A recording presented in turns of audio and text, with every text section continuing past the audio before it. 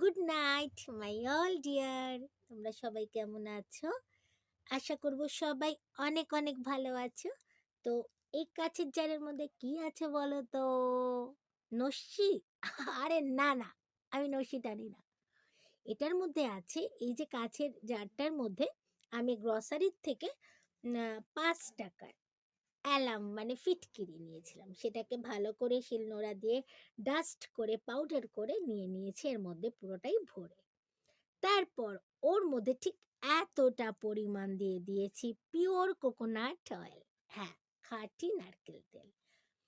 দেন এটাকে আমি ৪ থেকে ৫ ঘন্টার জন্য ভালো করে এর মধ্যে সেক করে রেখে দিয়েছিলাম। সেক করে রাখতে হবে ৪ থেকে ৫ ঘন্টা। এইয়া বড় একটা ইঁদুর গেল। তো যাই হোক, এবারে ৪ থেকে ৫ ঘন্টা রাখার পর এটার আল্টিমেট কি অবস্থা হয়েছে সেটাই তোমাদের দেখাবো। এবং আমি ফুল ফেসেও এটা এপ্লাই করব। এটা আমাদের পিগমেন্টেশন এর জন্য ভীষণ ভালো।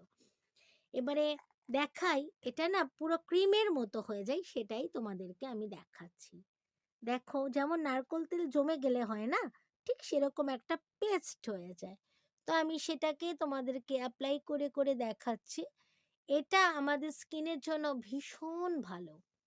মানে any spot, any skin disease যেটাই বলো না কেন, এটা কিন্তু আমরা জানি যে বিভিন্ন রকম মানে পার্লারে, সেলুনে এই ফিটকিরির কিন্তু আজও ব্যবহারের চল আছে। কারণ এটা ভীষণ সস্তার একটা পাথর বলতে পারি, এবং যেটা আমাদের স্কিনের অল টাইপসের ক্ষেত্রেও লাগে। শুধু স্কিন বলবো না, এটা আমাদের গাম প্রবলেম জন্য বিভিন্নভাবে আমরা কিন্তু এটাকে ইউজ করি।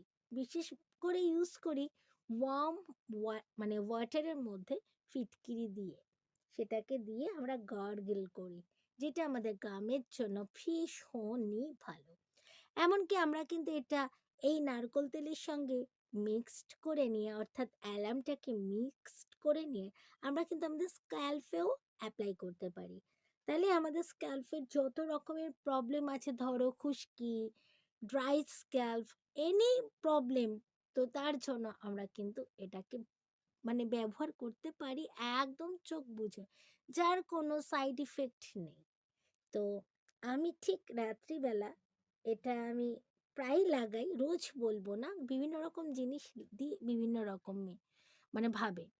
তো আজকে ইচ্ছা হলো এটা একটু মাখি, এটা মাখলাম। এটাই আজকের আমার নাইট স্কিন কেয়ার।